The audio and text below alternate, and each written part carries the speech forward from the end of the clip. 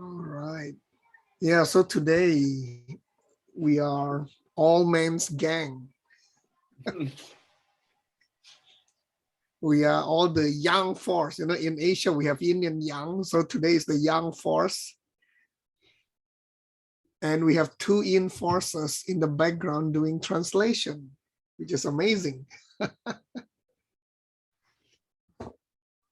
All right. John, where is John?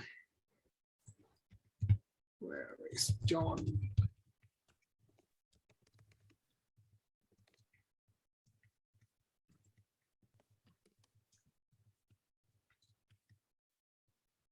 Yes.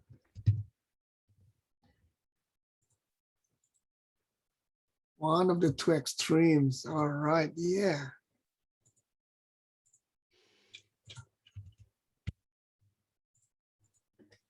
Oh, yeah. John is here. Yay. So, Ben, you want to open it? Sure. Can do. Thank you, everyone, for being here on the, what number is it? I've got it written here. It is 50. The 8051st Mixed Nuts Reading Club. No, wait, number 50, apparently. And it's my incredible honor again this evening to get to kick things off. Tsongkapa is going to be our host tonight. And I'll let him introduce people and introduce the topic. I just want to thank everyone for being here, especially John, Victor, Alex, and Tsongkapa, and but also especially Catherine and Berta, who are going to not be noticed by us because they're hiding in the background, kindly translating for us. I just put a link in the chat, or now I just put a link in the chat. If you want to donate to the Mixed Nuts translation program, this is where to do it. We love to do the service. We want you to come for free. We also want you to come and attend. The term is coming up soon. What are the dates? Tsongkapa, were you ready already for us to say what the dates are of the term? Yeah, let me find out. I have the dates ready somewhere. Okay, I found it. August 6th to the 19th. Yeah. All right, sorry. Yeah, totally. I didn't have it right then. I was quick on the draw. You can come to all sessions. You can come to one session. And oh, that's even better than what I did. I just spoke a thing. Good, but now it's in the chat, so you can go and see there.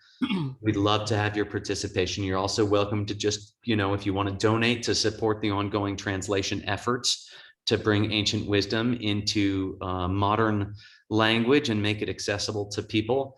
We cannot do it without your support. We cannot do these events without your support. It means so much to us. I'm learning, we're all learning to be better fundraisers. We have this one boss who does all the fundraising, and I'm bad at it. So I have to get better at saying over and over again, you can donate to the link there in the chat.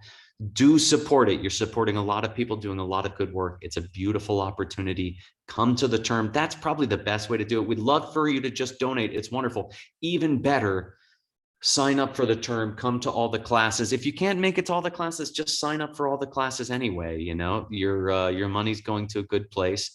And then you can just drop in anytime you want. We'd love to have you. Without further ado, Tsongkapa, thank you so much for offering to host tonight. All right. Thank you very much for joining us. I think today we have quite a good audience. I'm so happy. And then looking through the audience list, I could see we have quite a few distinguished guests. And of course, before we start, let me introduce the panelists for today. First of all, I would like to introduce Mr. Glad to be here, John Foley. I think he's a pretty well known in our circle, but nevertheless, I should still introduce him. Well, he's the used to be the lead. Can I say lead pilot? I don't know, of the Blue Angels, and full of experience. I think if you were to read through the how these Blue Angels came into the thing, is that it is a very prestigious, very difficult to be selected into the team from the US Navy, And I don't know, I think Geshe Michael can always mention out of how many thousands or millions pilots in the world. I couldn't really say it well. And if you saw their performance, they fly in a very close and amazing formation. So, and in order to run all these things, you need somebody like John himself, who is very disciplined and can inspire. I think I know a lot of 500 biggest companies in the world. So, Mr. John Foley, thank you very much for joining us today. And then we have Thank you. two here. Thank you. Glad to be here.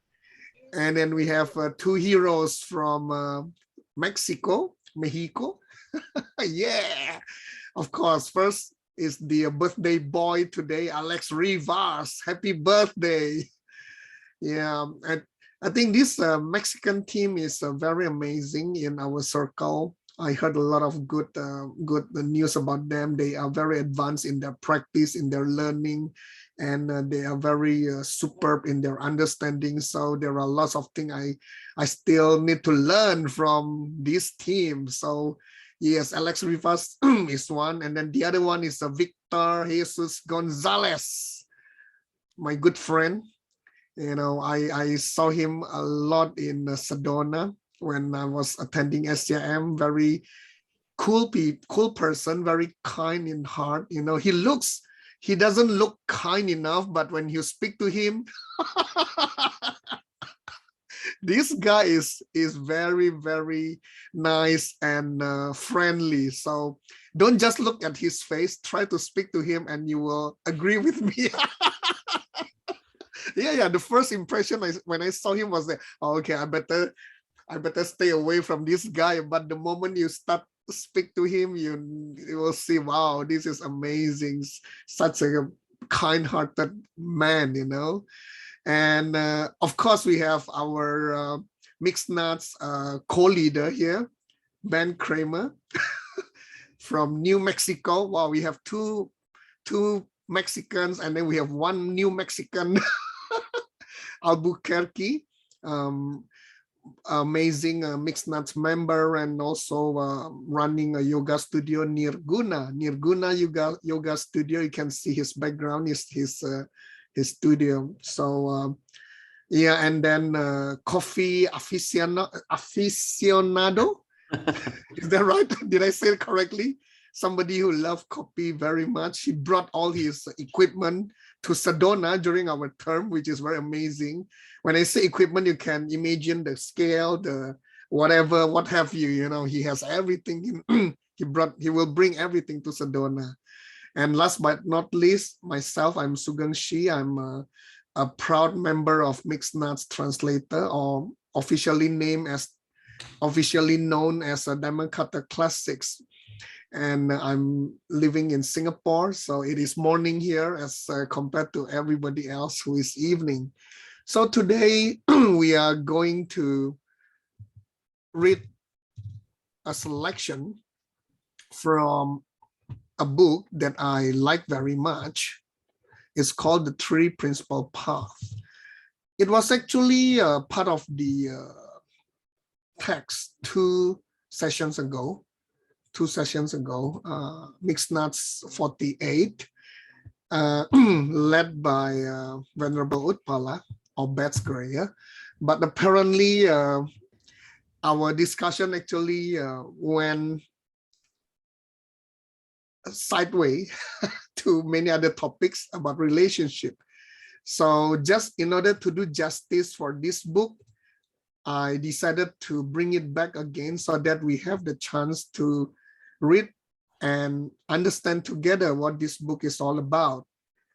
And this is written by J. Tsongkapa, Lobsang Dokpa, and then with the commentary by our Pabongka Rinpoche, and the English translation was done by Khen Rinpoche, Geshe Lobsang Tarchin with Geshe Michael Roach. To kickstart with this topic, can I invite John Foley to read the selections? Let's read up to paragraph number 3.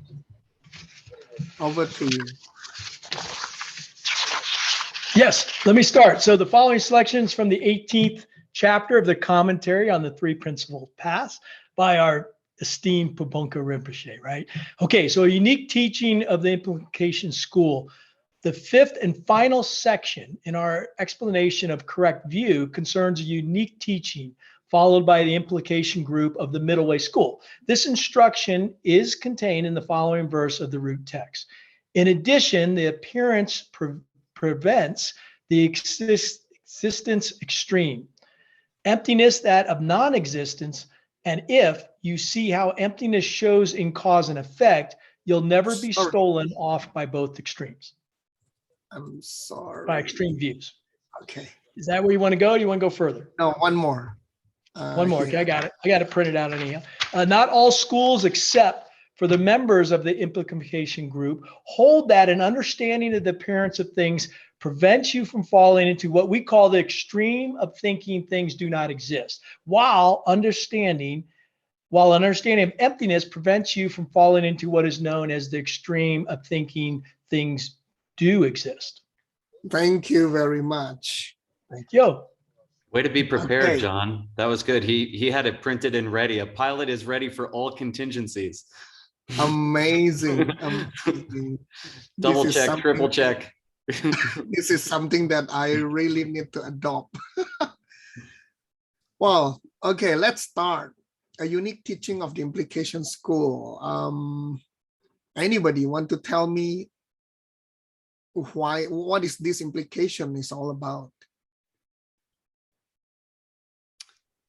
Yeah, I like the term implication, consequence. There's this idea, right, that in the highest school you argue by implication. In one sense, right? Like I could argue, like Geshe Michael says sometimes, right? Like if some guy thinks all fruit are blue, or you know, I could say, look, bananas are yellow and apples are red, and what's your problem? But that it's more powerful somehow if I say, oh yeah, you're right, oranges are blue. And then it just like, it sort of bothers them, right? It's like right there in the word orange, you know, something doesn't feel good. And I didn't have to say anything else. You know, it seems like I agree with them, but then they wake up in the middle of the night in a cold sweat and they think, oh my God, oranges are orange. And that this is a more powerful way to argue. Now, why is hard and beautiful, but there's this idea that if someone thinks that things are self-existent already, right? If someone in their mind says that things are self-existent and you want to have a debate with them that any object I choose, right? If I say we're going to argue about ducks, we're going to argue about oranges, we're going to argue about armchairs, whatever it is, you see, that person is already thinking about it wrong, right? That person already sees it as self-existent. So do we have common ground for a debate? Are we even debating about the same thing, right? So what I can do instead, right, is I can assume whatever their position is. And now when I say, let's consider chairs, let's consider kumquats, let's consider apples, I'm thinking of a self-existent apple or a self-existent orange. And I'm going to argue that it doesn't exist, right? Because they know what an orange is, but for them it's self-existent. So I'm just going to take their position and I'm going to talk about the implications of their position. They can't take my position. I didn't talk them into my position yet. So I have to take their position, right? I have to take their position and show them why it's loopy, why if things worked that way, we wouldn't be sitting here having this conversation. That's why you get all this crazy stuff from Arya Nagarjuna, which is so famous. I'm not here, you're not here, we're not sitting here, we're not friends, we're not hanging out, but we are hanging out. We're having this beautiful conversation together.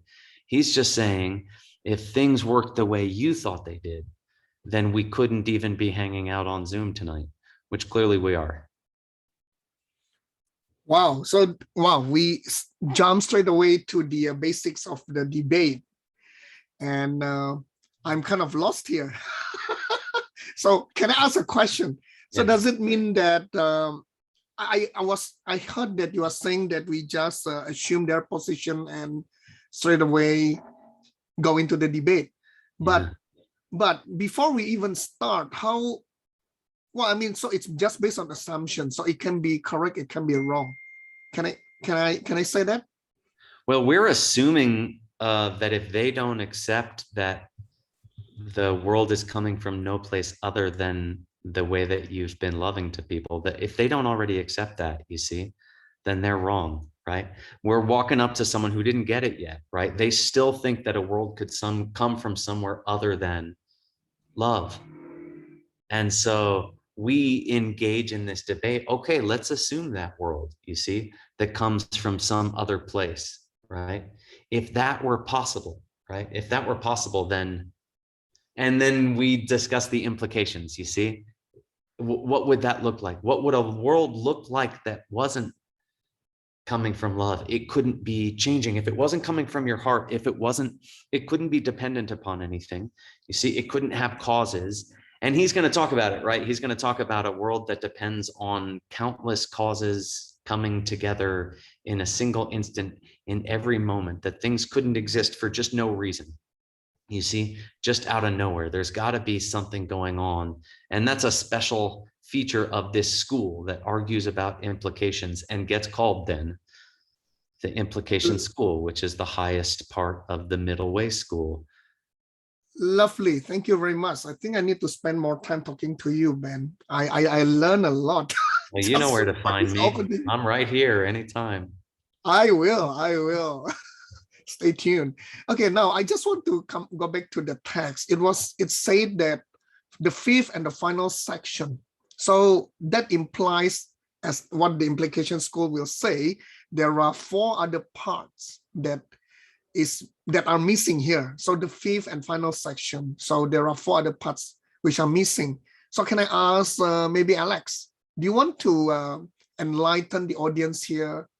What could be the other 4 parts, 4 sections, in short, not too long?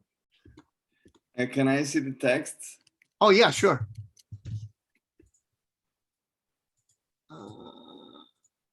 So, well, I mean, this is just a selection, so it's yeah.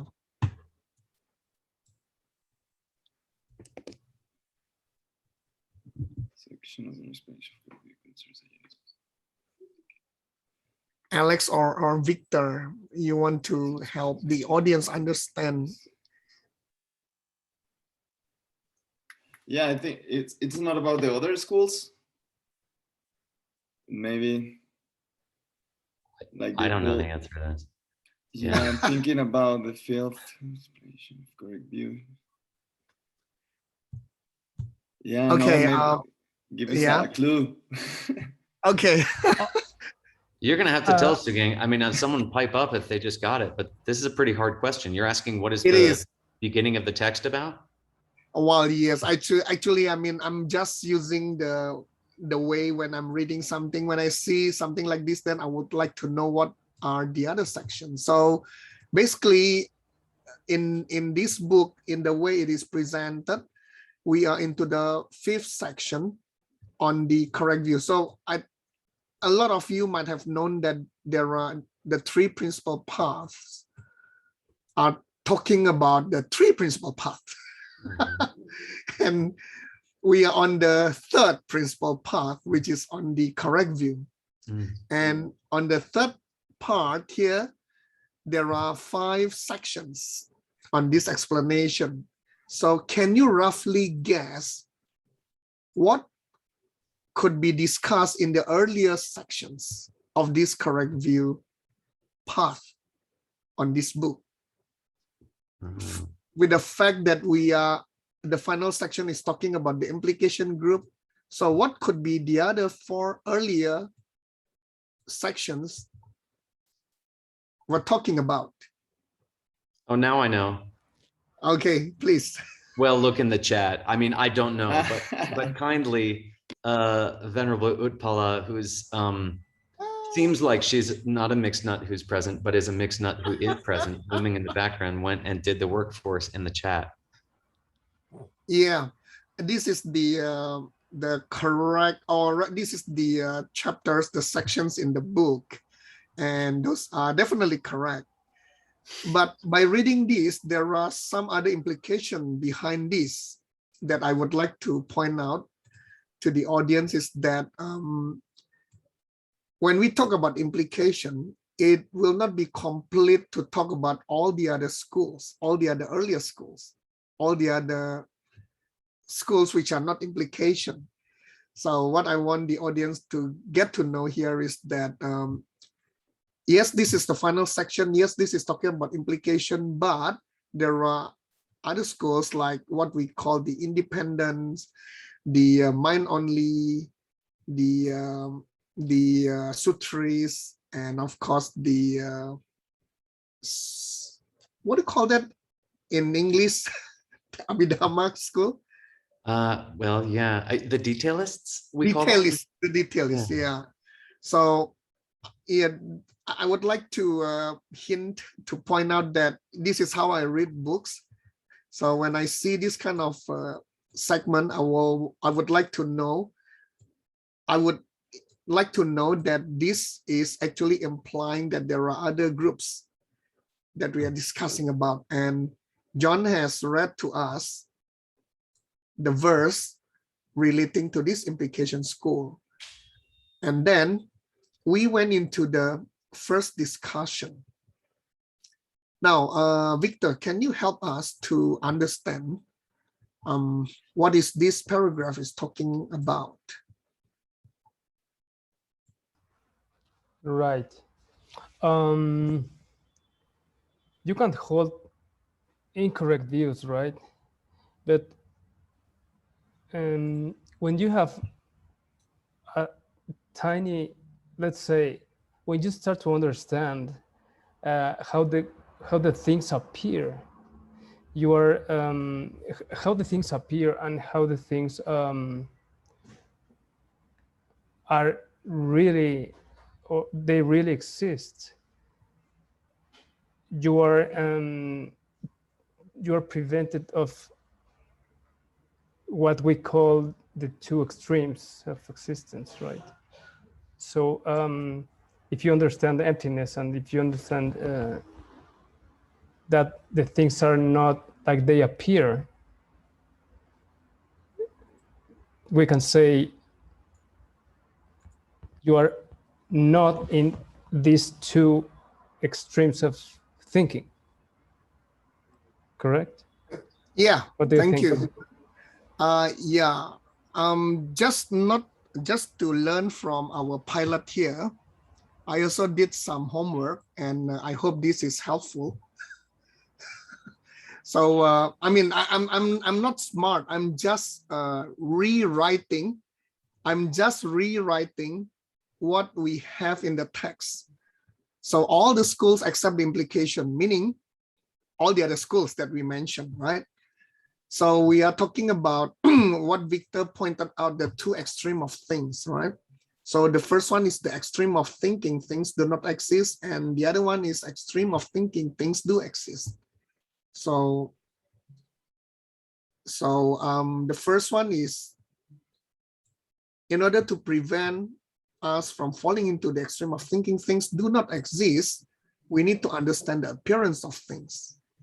In order to not to fall into the extreme of thinking things do exist, we need to understand the emptiness.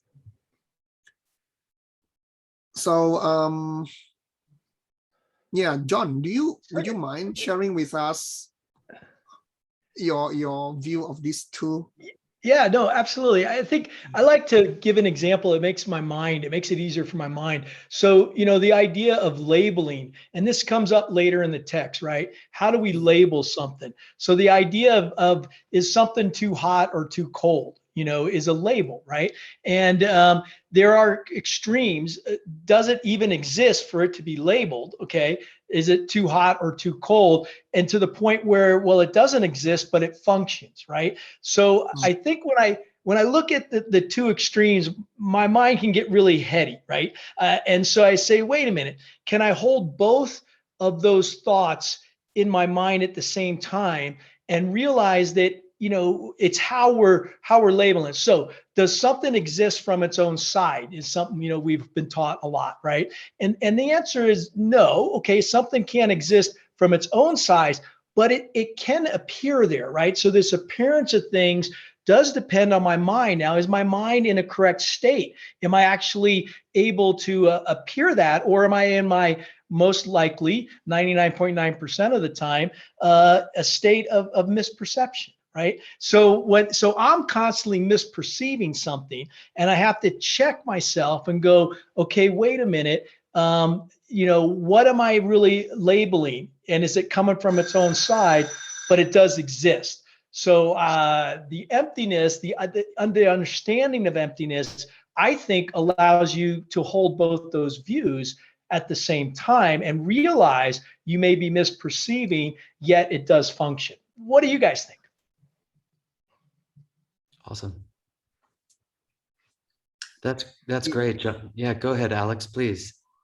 Yeah, I think it's perfect as you said it. It's like it's like the blank screen, or like those examples that we have, a lot of examples to explain how the appearance of things is. Because if you say that they don't exist, that things don't exist, then Geshe Michael said, let's punch them in with the face and say, okay, but I don't exist. The punching don't exist, so that's dream. And the other thing is that they do exist, but by their own side, right?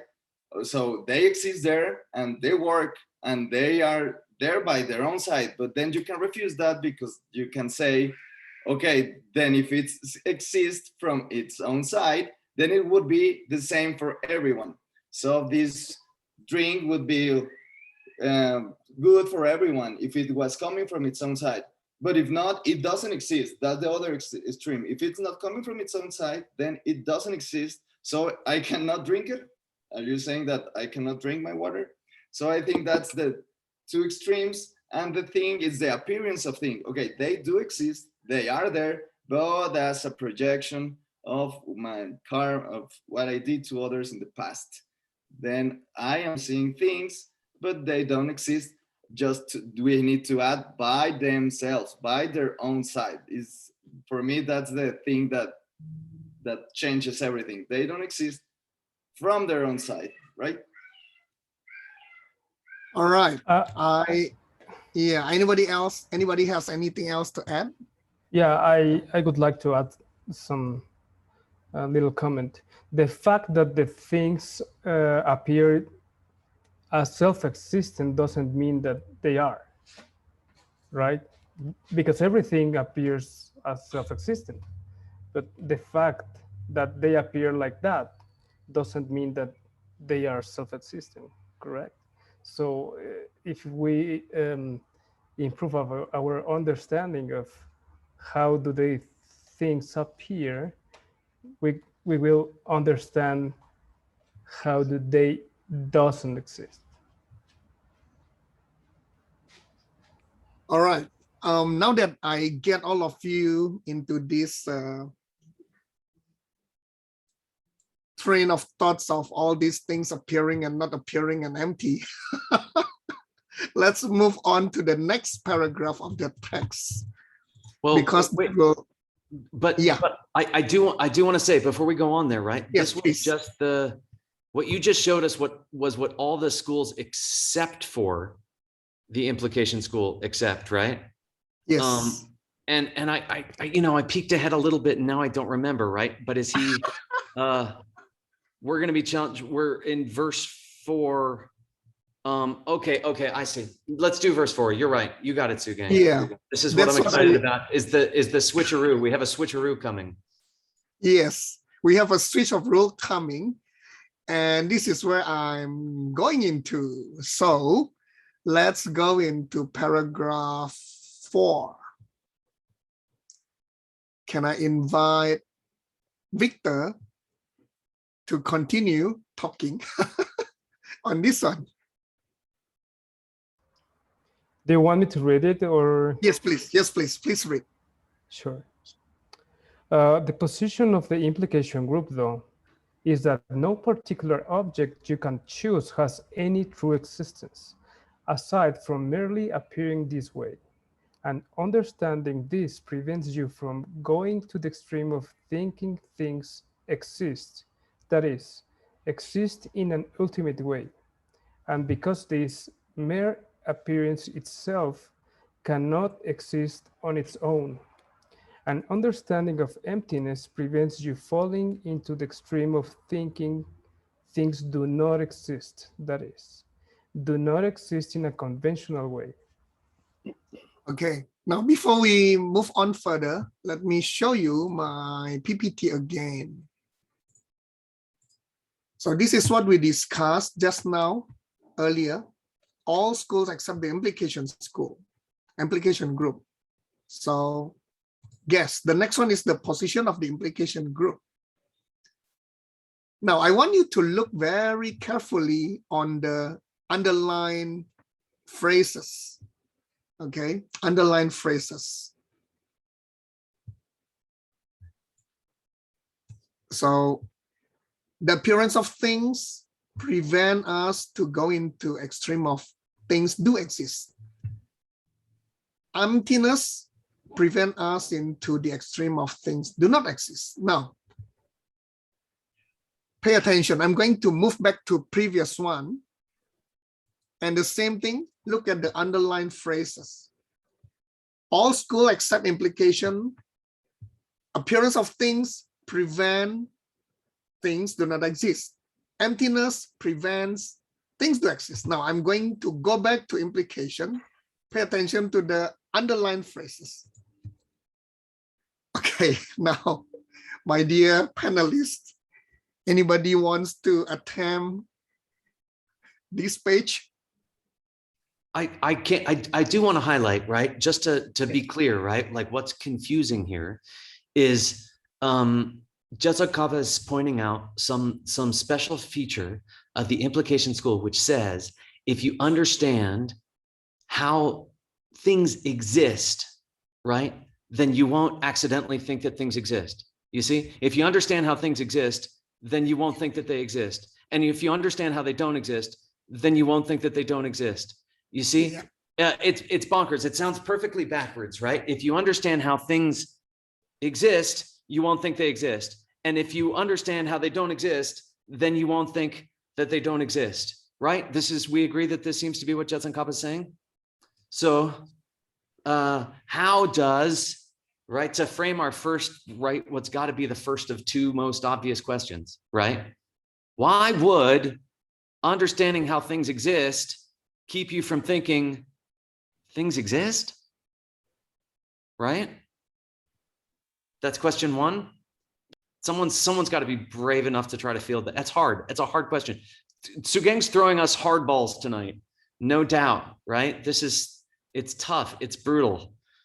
We didn't know he was coming at us with the heat. He should have warned us to have our thinking shoes on or whatever. Let me take a stab real quick, because what's I think real important here, at least for me, is the idea of karma, right? The idea of cause and effect. So if we're going to really understand this, we have to be able to hold the two sides to the same coin, right? The two wings. So there is cause and effect. And those cause and effect is a lot dependent on my seeds, of course. So things do exist, but the key here is in an ultimate way, right? And so by understanding that we actually do, I can reach out and touch this screen, but is that object there by its own side? So I think, to me, when I'm able to hold the cause and effect, the idea of dependent origination, with the idea of the emptiness in the ultimate way, it lets my mind calm down a little bit and say, okay, I can handle both of those deep thoughts. But I don't know. Over to you. What do you think? Yeah, it's great. I mean, right. So how do things exist, right? Like John said, independent upon seeds, independent upon, and that should mean the opposite, right? Of the other thing John said, which is as opposed to ultimately, right? So how do things come about? What's the process by which flowers, trees, cats, dogs, people appear, right? And is that the kind of existence we thought they had? Like, if we understand why it is, right, that we're sitting here hanging out together tonight, if we understood the process that brought a handful of friends together to hang out and have a conversation tonight, then understanding that process, could we think that those people really exist or truly exist? And what would that mean, right? To truly exist. What's the process? What do you guys think? Sukeng, you're gonna have to do some of the lifting here. You can't just put everything on us, man. I will. What is the process by which we came here together tonight? How did we appear on Zoom this evening, hanging out together? Well, yes, before we go into that direction, I Oh, would like to show the italic phrases here. Okay, if you, and this is why I love all these commentaries, you know. Tsongkapa told us all those things in normal font, and Pabongka Rinpoche helped us with this additional explanation. And I'm really forever grateful to him to help me with these phrases so that I can understand better. If I were to just read this phrase alone, I will be very confused, because this is a total opposite of what we had before. The same thing for the next sentence. These two are total opposite, but thanks to Pabongka Rinpoche, we know that, oh yeah, by understanding the appearance of things, we are prevented from falling into the extreme of thinking things do exist in an ultimate way. So I feel very comfortable reading this. And the same thing on the second phrase, second sentence. Understanding of emptiness prevent us to fall into the extreme of thinking things do not exist in a conventional way. So I don't know. To me, these two are very comforting for me. I don't have to go crazy trying to compare both, but at least when I look at these italic, these phrases in italic, I can really understand much better why the implication group has this very opposite kind of position. So now, coming back to what Ben was just saying about why we are here tonight, I would like to bring back what Geshe Michael always reminds us is to use the two husbands in the kitchen. You know, why we are here, but I mean, yes, two husbands in the kitchen, right?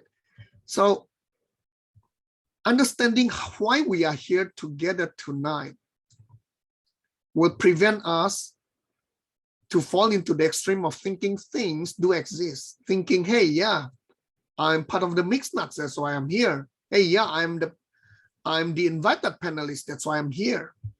But we need to know that we are here not in an ultimate way. So, and then linking back to what John mentioned, there must be a reason, there must be some seeds working here to make us be here, to make us here tonight in the reading club. On the other hand, understanding emptiness, how things don't exist, help us not to fall into thinking that things do not exist in a conventional way. So why we are here today, why some people are not here today, why only 5 of us today? Of course, plus the 2 princes doing a beautiful translation now, you know. Why we have, how many people? Wow, we have quite a lot of people here tonight. But why not everybody else in the world, right? By knowing that these that do not exist is not in a conventional way, I think I would really like to appreciate the fact that I have all the seeds to make me to make me, to force me to be here tonight. And of course, my next thought will be, yeah, I'm so grateful that I know the seed system and I have planted enough seeds to have the honor to be here tonight. So I think this is how I would relate this, all this explanation with regards to Ben's question just now. Anybody has anything else to add or to rebut or to discuss? And I think I love getting to get together with friends and talk about sweet, beautiful things. And I feel really blessed that I get called on to do it. And I think about how that happened for me. And I'm really lucky that I like bringing people together. I was doing a thing, and I'm trying to revive my yoga studio back from the dead after COVID. And I was hanging out in the other room the other day, and I heard we had a group of people that we got together. They're doing a teacher training. And I heard them in the other room, a group of people that didn't know each other, and they were hanging out and they were laughing together and they were hanging out with each other. And I wasn't a part of it. You see, I was just in the other room. I just heard them and I just felt so happy, like that's what this place was for. You see, like I wanted to get people together to hang out and enjoy each other. And I'm so excited when I meet cool friends, right, from different places to say, oh, have you met so-and-so, right? And then to see, oh my gosh, it's my friend from this place and my friend from this place over here together talking, it gets me really excited. And I don't know what I did to deserve, some seed from some past life, right, got me excited maybe to, that I just like when people get together and friends of mine get to be friends with each other, and it doesn't even involve me necessarily. But then I wonder if this thing, you see, so how did we get together to, from my side, right? How do I get together with friends and have cool friends around me who want to talk about cool things that I'm excited to talk about? I like getting people together. I just like it. I don't know, some goodness that I did, and I don't deserve credit for it. Okay. It's an accident. All right. It came from some other, I get excited about it for some reason, but from something, we joke, we say Joe Karma, but Ben in some other life, in some other place, right, did some goodness that got him excited about getting people together. Right. And then if I know that, you see, then I couldn't think that it's just an accident that we're here tonight. You see, it's all dependent. It's all a part of this thing, right? I couldn't think it's some accident that I'm here with friends who want to talk about, right, how a world is built from caring for people, right? I couldn't think it's from just no place that I have friends here who want to talk about how to grow together, how to love together, how to become more loving together. I'm very fortunate, and it didn't just, right, and I understand that appearance didn't just because of that appearance, you see. I couldn't think that it just came out of nowhere. I couldn't think that things are just the way they are no matter what, right? I can see the seeds of that in my life. Yeah, thank you very much for your sharing, Ben. I think it's about time that we open up the floor for questions from the audience. And I saw in the chat box there are quite a few interesting comments, especially question from Tim, and also a good story from Anatole about hotel's tower. And yeah, it's empty now. Okay, now Tim has a very interesting question. If the first 4 presentations avoid the extremes in one way, and the implication school switches it up and comes to the same place of avoiding the extremes, what does it do for our understanding and practice to move upward? What is the subtle difference that helps us take a new leap? Now, This is actually discussed further down in the text itself, but I'm afraid that we don't have time to read and cover them. It is, I think, two pages down, 2 pages down. But just to open up the floor, anybody in the panelists here would like to attempt this?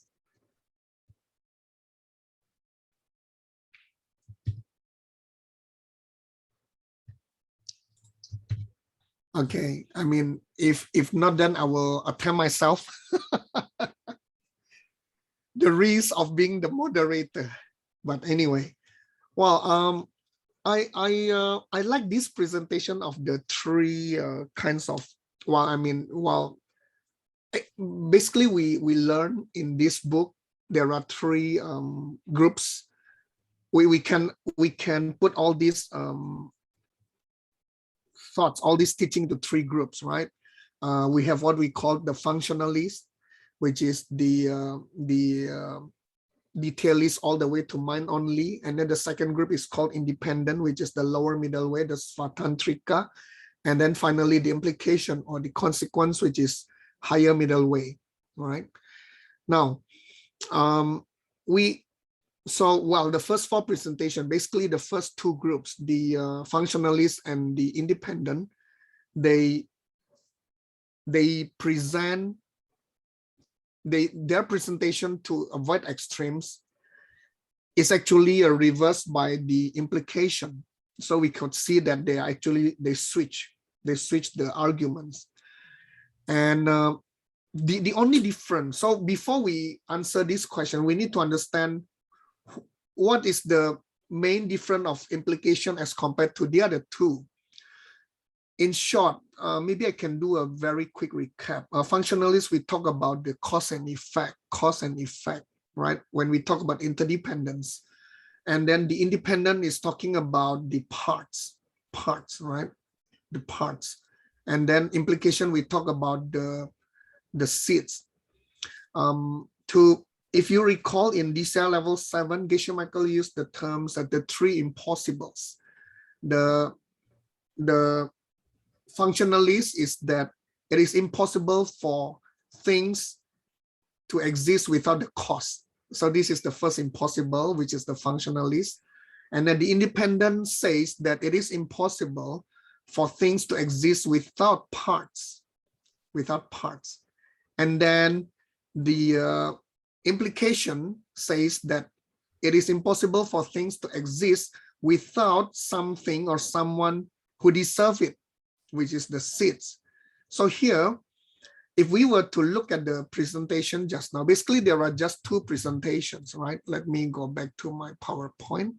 So basically there are just 2 presentations. The first one is this one, yeah. Appearance prevent thinking that things do not exist, and emptiness prevent thinking that things do exist. This is the first presentation.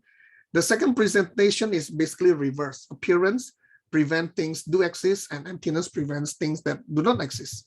Now, if we were to refer back to what I just mentioned about the 3 impossibles, we can see that when we are in this presentation, we will forget about the seeds. We will think that things appear on itself. We will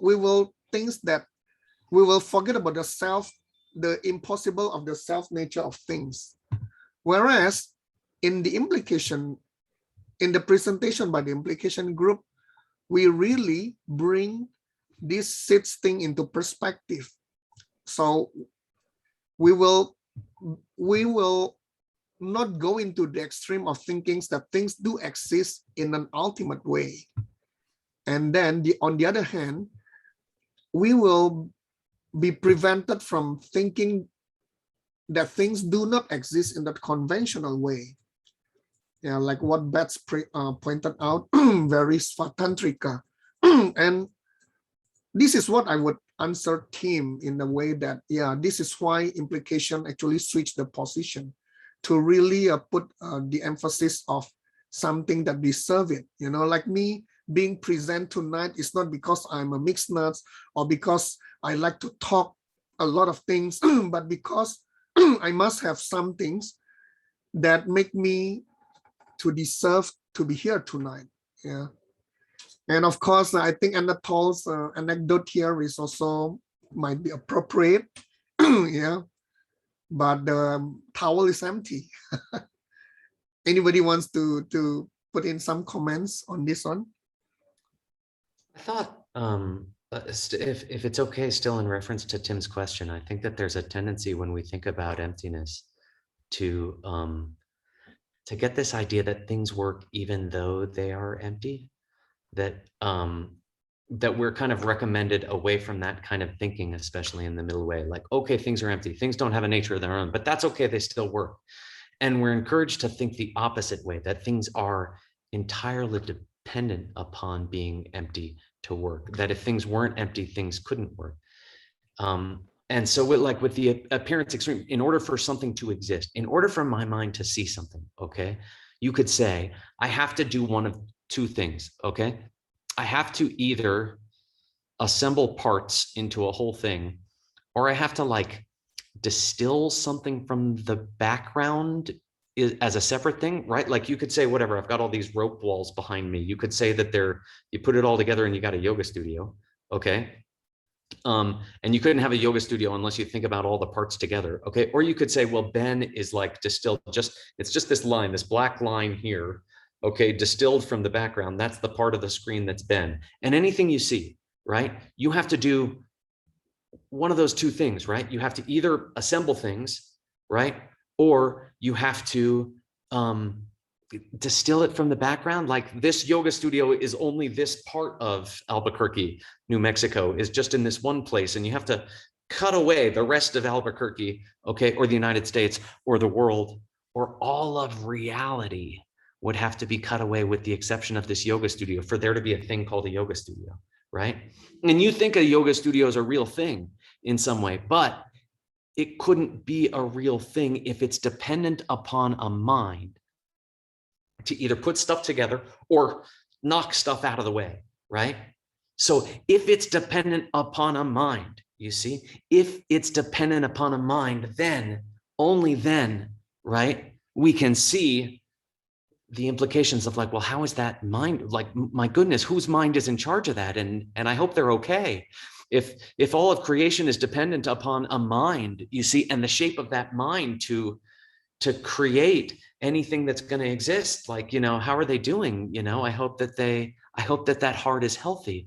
I hope that heart is happy, because that heart is going to be the creator, either by assembling or distilling, you see, of everything that is. And so if you understand how things appear, you see, then you couldn't think that they really exist. Is too weird. You see, the way that they appear, they depend upon a mind, which is a surprise. And then you see that, like, if it weren't for that process, there couldn't be anything. It's not just that somehow, even though things don't exist on their own, they work somehow. It's that's how they work. They work because there must be a mind that can assemble things based on the shape of that mind, based on the shape of that heart, or distill things from the background based on the shape of that heart. And so how's your heart doing? You know, like, how's your heart health today? You know, and I don't just mean running on the treadmill. I mean, who have you loved today? Who have you cared for today? You know, how's the health of that heart that's creating that world that you got to live in, that for you, I have to live in, you know, from your side, I have to live in the world you're creating too. So please, you know, take care of that heart for us all.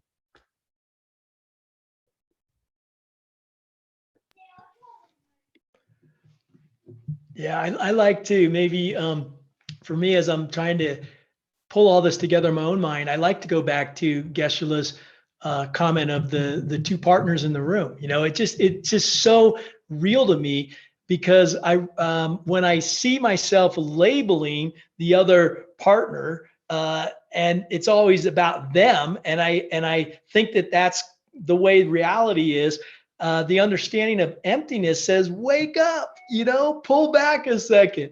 All right. That is not real from its own side. And in fact, it's not even close to ultimate reality, but it is being forced upon me by my seeds and my past doings. So I think when I put those two verses, in my mind, not just in writing, right? And I think about how do I apply them, the understanding of emptiness allows me to step back for a second and just catch myself and catch my ignorance, and say, you're ignorant, right now. The way I'm labeling this, the way it's being presented, allows me to step back and say, wait a minute, and yet it still appears. And that's the beautiful part, is that I can change it, right? I mean, and that to me is what the, I guess, takeaway of all this is we can change it. We have destiny. Yeah. And then the, understanding of emptiness, then, John inspires you to step back in. It's inspired you to step back, and then you decide you can change it. And then again, there's that reverse. Then by understanding, it's John, bursts into the fray to do what he can do to change things by the same understanding. And that later in the text, right? Chuni Lama, Pabonka Rinpoche points out that his teacher, Chuni Lama, says, actually, both of them work both ways. You see that understanding emptiness works both ways, and understanding the appearance works both ways. And it's kind of like a health check also to see if you really understand what empty means. You see, you could never think things don't exist. It's a stupid thing, it's a stupid, silly thing. I'm going to say a stupid, silly thing, but it always really early on in my, Dharma career, which is probably still early on in my Dharma career, if I've got 10 to the 60th power more Kalpa lifetimes to go. But I remember someone pointed out to me, or someone thinking like empty is an adjective. You see, it has to apply to something, right? Like the dog is empty, the cat is empty, the chair is empty. There's got to be a thing to be empty. You see, if you understand emptiness, you couldn't think a thing doesn't exist because empty is an adjective, right? You don't understand emptiness if you think that things don't exist, because empty is something that's true to say about something. And so how could you think that things don't exist if you think that they're empty? That doesn't make sense. If you think that things are empty, you must think that they exist, because you're giving them a quality. You're saying something about things. So you couldn't possibly think that they don't exist if you're telling me that they're empty, right? Right. Thank you very much. I think we are almost up to the hour. So once again, I would like to thank all the panelists tonight: John Foley, Alex Rivas, Victor Gonzalez, and Ben Kramer, and also our two beautiful translators, Berta Velasco and Catherine Yen.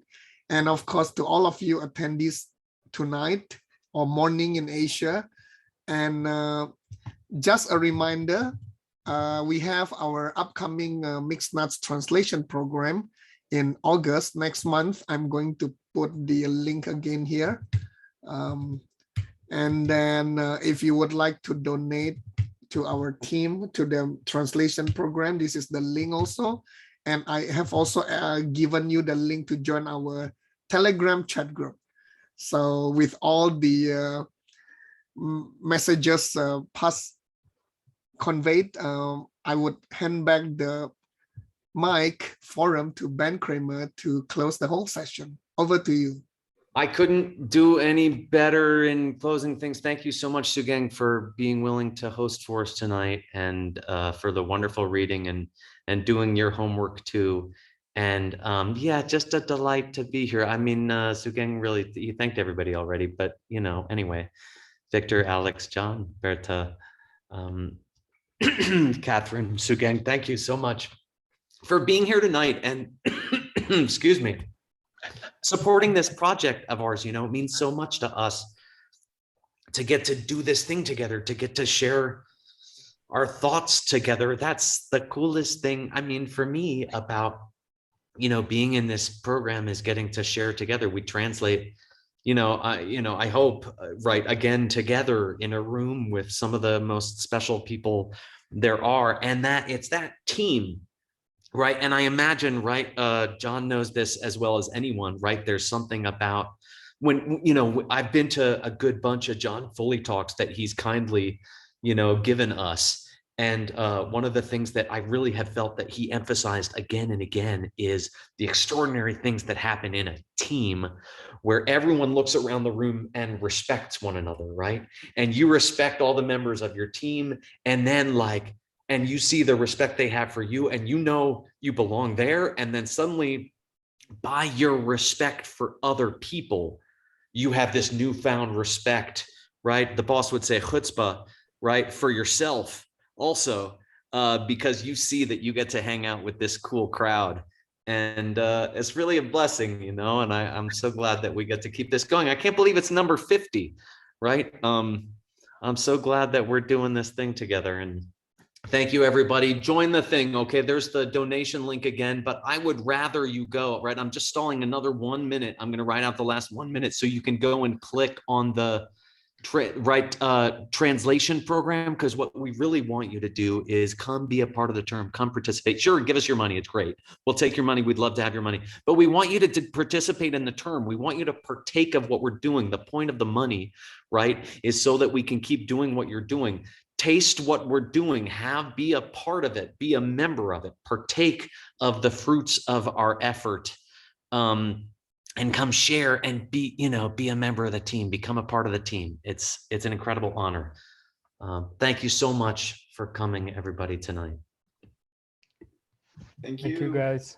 It was a Thank you. pleasure. Just a delight. Yeah. Nice job, Ben. Nice job, everybody. Glad to be here. Beautiful Glad job. to be Glad to here. be here, John. Thank you. Thank you, Alex, Victor. Wonderful Thank you, to see you guys. again. Thank you so much.